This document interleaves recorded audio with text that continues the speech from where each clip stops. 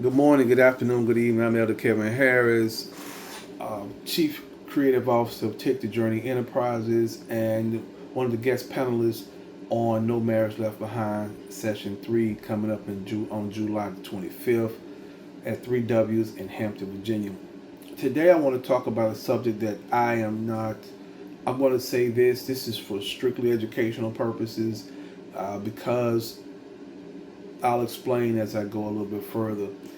Today I'm talking about the art of making blended family relationships work.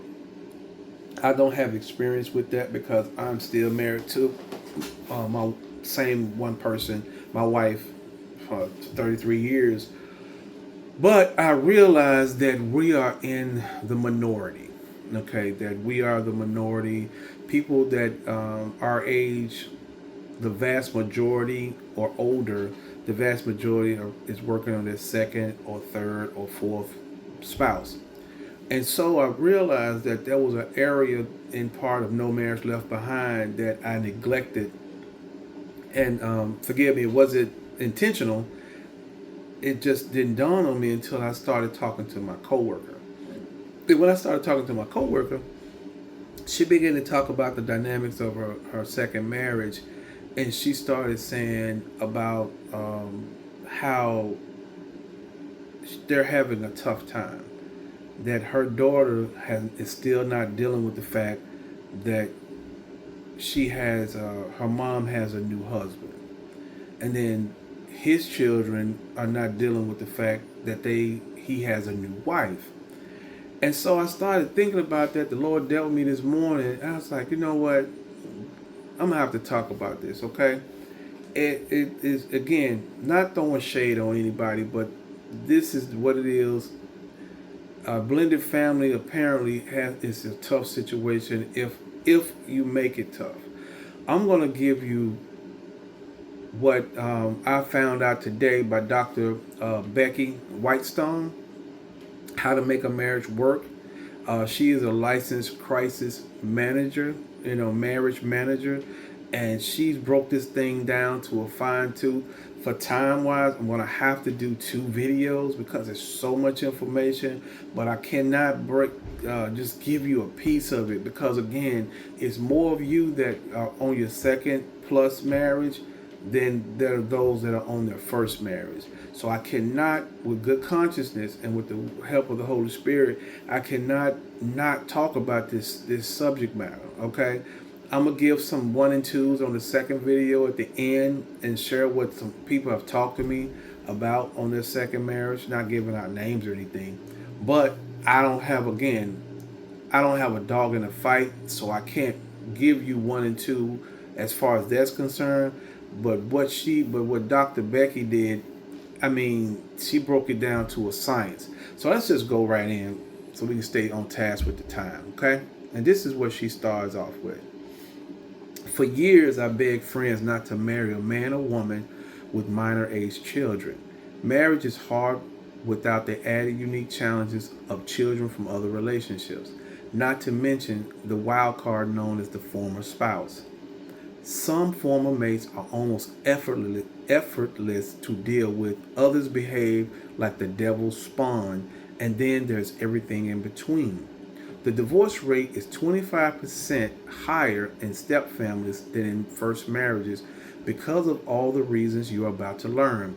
So I must ask, if you have the choice, why do that to yourself?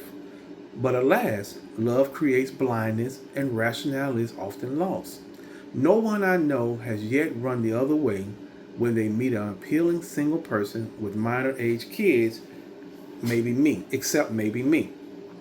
For a long time, there wasn't much information on the subject, but today that's not true. In recent decades, helpful research and information have become widely available because the problem is widespread. As I searched for legitimate and respected information while writing my still unpublished book, I discovered the work of Dr. Patricia Papernow, director of the Institute for Step Family Education and a psychologist in private practice in Hudson, Massachusetts.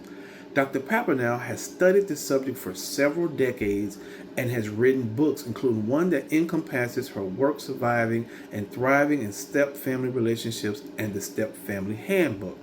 Her work is so valuable that I wanted to break down the main points she drives home and share. Maybe we can save a few more families. First thing is Dr. Papernell has stopped using the term blended family, as it creates expectations that may not be realistic. The idea that a family will blend in harmony of fun like the iconic Brady Bunch is a fantasy. And to make your new step family work, this truth must be accepted. No one likes to be forced to do anything, right? And nothing forces people to be in a situation they don't want to be in more than the step family dynamic. Every person in a newly formed step family is probably thinking, give me my space. Be kind and empathetic about how difficult it is. Don't make me do anything with the new family members, and I might be able to ease my way into accepting it. Another important point is that remarriages are equally as difficult for adult children, even though they may not be living with the new couple. I can't tell you how many distressed adult children of divorce and remarriage I have spoken with over the years, wishing for the days when it was just them and their birth parents. That's heavy right there. All the research here applies to step families, no matter the age. For this article, we'll follow Dr. Papernell's preference and use the term step family. Okay? All right. 5 challenges of step families. Biological original parents are stuck insiders in a step family, and step parents are often stuck outsiders. Though you may be a new couple in love and excited about your new lives together, having children with a former mate means you and your children have a long-term alliance that can leave the step parent feeling stuck on the outside. To be a stuck insider means you are in a long-established group that has already formed strong bonds. Children struggle with losses, loyalty binds, and too much change. For the couple, the change may be welcome, but in general, children don't want it and will only attempt to tolerate it. Why? Because they want their parent to be happy. If a child ends up liking their parent's new partner, they may feel they're being disloyal to their other parent. The losses and adjustments to the many changes mean stress and a grief process for the child. Number 3, step family dynamics polarize the adults around parenting tasks. The guilt felt by a biological parent may create a more permissive attitude, while a step parent may push toward a more authoritarian style. Neither serves children's needs. Number 4, step families must create a new family culture while navigating a sea of difference. People are raised differently and have different personalities. A new step parent who believes children must earn things rather than be given things will clash with a parent who is happy to provide. Battles between what is right and wrong take families down. And number 5, ex-spouses, whether alive, destructive, or dead, are forever a part of the family. Even bad or non-existent parents hold a place in a child's heart. This must be respected. I've seen all the scenarios in my clinical practice with my family members, and I've experienced a few myself. When I divorced my child's dad in 1993, he soon remarried. Their new stepmother had no children and had completely different ideas about parenting than they were used to. She was strict, and though their dad made vast amounts of money as a surgeon, the stepmother was against spending much of it on the children.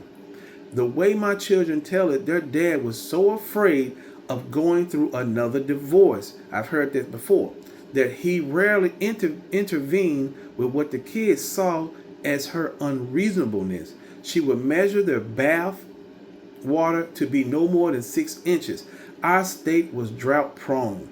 A photo of their mother was not allowed to be displayed in the house, and when they were young teens before legally able to work, they were told if they needed new clothes to buy them yourself. Benjamin and Casey ended up loving but not liking her, and they resented their dad for allowing her to pull them out of the lifestyle they were accustomed to. Of course, I could do nothing but love and support them, attempt to repair what I could and learn from it, but it was painful to watch. Stay tuned for part 2.